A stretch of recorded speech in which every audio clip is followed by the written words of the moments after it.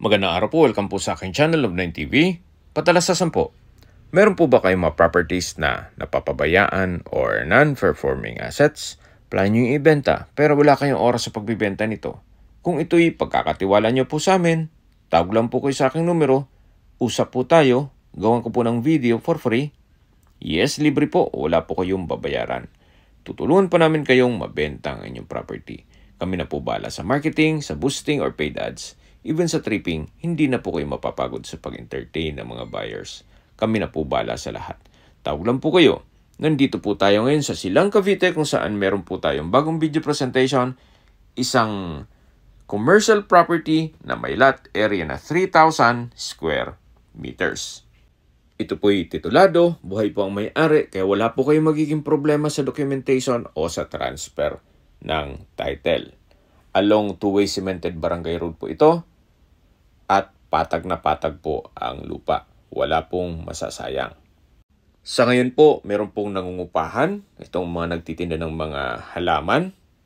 Kaya income generating din po ito once na ma-acquire nyo itong property na wala pa naman kayong planong paggawa ng bahay o rest house o building o commercial space, pwede naman pong mangupahan muna sa inyo to. So, mula po dito sa Barangay Road, pagdating po sa dulo, medyo elevated ng konti, pero patag pa rin po. Napaganda po nitong property, marami po kayong pwedeng i-project dito. Gaya na sabi ko sa inyo kanina, pwede nyo pong lagyan ng commercial space, gawa ng ito'y along main road. Then, pwede rin pong gawa ng resort or staycation business, events place, at marami pa pong iba. Pero kung ayaw nyo magnegosyo, pwede rin po ito para sa inyong retirement. Gawa ng napakatahimik po ng lugar, sariwang hangin, at malamig po ang klima. Ito po'y nasa mataas na lugar. Ang estimated elevation above sea level ay 1,425 feet. Sa mga nag-skip po ng video, summarize ko lang po. Ito pong property ay nasa Silang, Cavite, along two-way cemented barangay road, at may lot area na 3,000 square meters. Ito po'y titulado, buhay po ang may-ari, kaya wala po kayong magiging problema sa documentation o sa transfer ng title. Nandito na po tayo sa gitnang parte ng lupa kung saan matatanong natin yung medyo elevated ng konti. Pero pagdating po dyan sa taas, patag pa rin po. Habang pinagmamasdan nyo po itong napagandang lupain, pag-usapan na natin ang distance, location at travel time. Mula po sa Tagaytay Santa Rosa Road, ang distance is 4.8 kilometers at ang travel time is 10 minutes.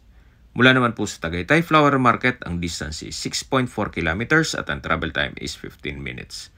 Mula naman po sa Picnic Grove, ang distance is 6.9 kilometers at ang travel time is 17 minutes. Mula naman po sa Tagaytay Rotonda, ang distance is 7.7 kilometers at ang travel time is 19 minutes.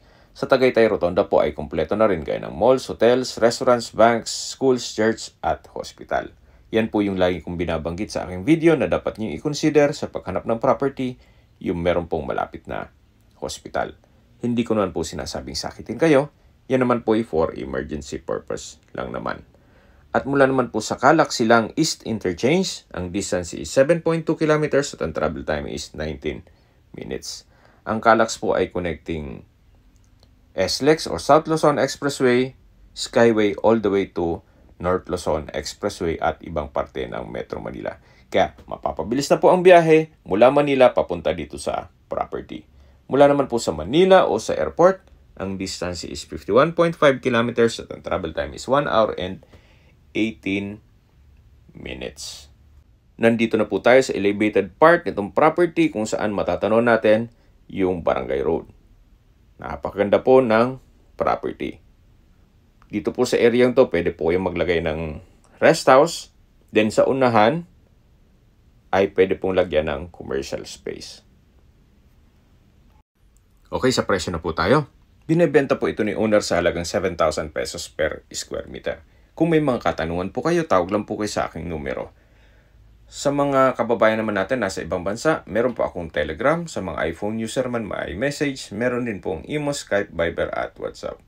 Same number lang po, 0917-316-3399. Sa mga nagtatanong naman po ng aming Facebook, meron po aming Facebook page na Nov9TV at Facebook Reels Video. Meron din pong TikTok at Instagram. Meron din po kami ibang YouTube channel na The Nov9TV Channel at Nov9TV Listings. Sana po na ibigan yung aming video presentation. Paki-like and subscribe na lang po sa aking channel para ma-update din po kayo sa aking future listings. Kung sakali po hanap nyo yung mas malaking sukat na lupa, meron din po kami ibang listings na pwede nyong pagpilian. Huwag po kayong mag-atubiling tumawag sa amin, then let us know your budget para malaman namin kung anong property pwede namin i-alok sa inyo. Sa lahat pong viewers, subscriber at nagtiwala po sa amin, salamat po sa suporta. Ingat po kayo lagi at inyong pamilya. Maraming salamat po.